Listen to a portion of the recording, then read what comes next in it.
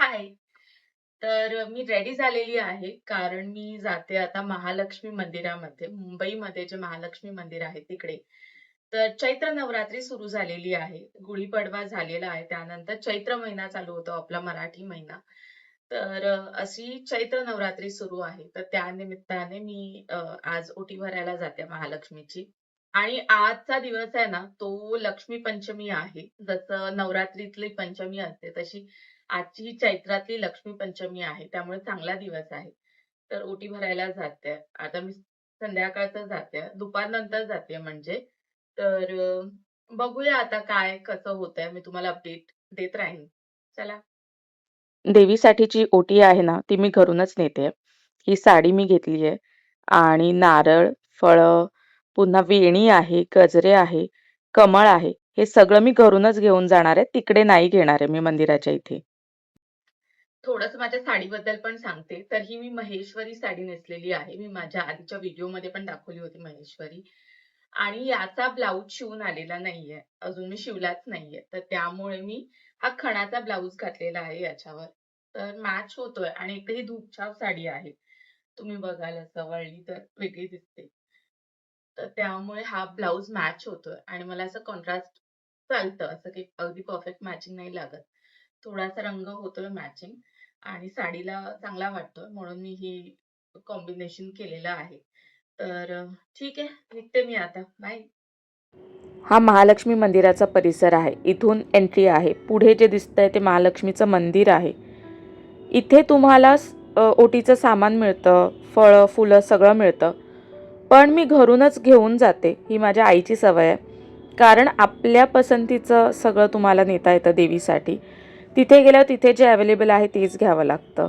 हे बघा, गर्दी तशी काहीच नव्हती. असं चढून गेल्यावर देवीचं मंदिर लागतं. हे देवीचं मंदिर आहे. गाभाऱ्यात मी शूटिंग नाही केलं, कारण अलाउड नाही आहे. बरेच लोक करत होते. पण कशाला नियम मोडा ना, इथे जाऊनच दर्शन घ्या ना तुम्ही देवीचं. आता इथूनच खाली जर गेलात तुम्ही, तर खाली गणपतीचं आणि हनुमानाचं मंदिर आहे. इथे बघा, आता हा कोस्टल रोड झालेला आहे. पूर्वी हे कोस्टल रोड नव्हतं. समुद्र दिसायचं, अगदी जवळ खडक होते, समुद्र होता. आणि खाली ना, इथून अजून खाली गेल्यावर एक दुकान होतं. तर इथे भजी मिळायचे, मूगडाळ भजी, डोसा हे मिळायचं आणि मोठं हॉटेल होतं ते. हे बघा, आता तुम्हाला दिसत असेल डाव्या बाजूला, केवढं छोटं हॉटेल केलं आहे ते. पूर्वी इतकं मोठं हॉटेल होतं, समुद्र दिसायचा आणि हे एक आकर्षण होतं आम्हाला इथे यायचं. म्हणजे माझ्यासाठी तरी लहानपणी इकडे आल्यावर मुगाची भजी खायची म्हणजे खायचीच. आणि डोसा. हा बघा, कोस्टल रोड आहेत आणि ही 2 मंदिरं आहेत. पुन्हा मी वर आलेले आहे. हा महालक्ष्मी मंदिराचा कळस आहे. इथे आतमध्ये देवीचं मंदिर आहे. आणि इथे उजव्या हाताला दिसतं ना, इथे साड्या विक्रीला आहेत. म्हणजे महालक्ष्मीला ज्या साड्या अर्पण केल्या जातात, तर त्या इथे तुम्हाला घेता येऊ शकतील.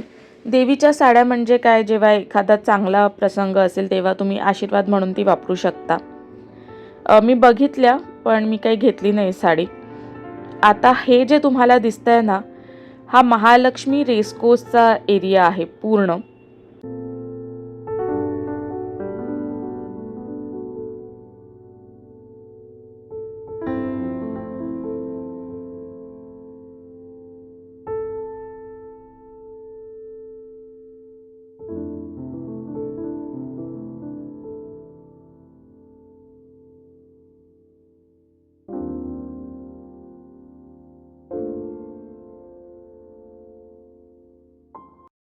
छान दर्शन झालेलं आहे महालक्ष्मीचं आणि फार गर्दी नव्हती.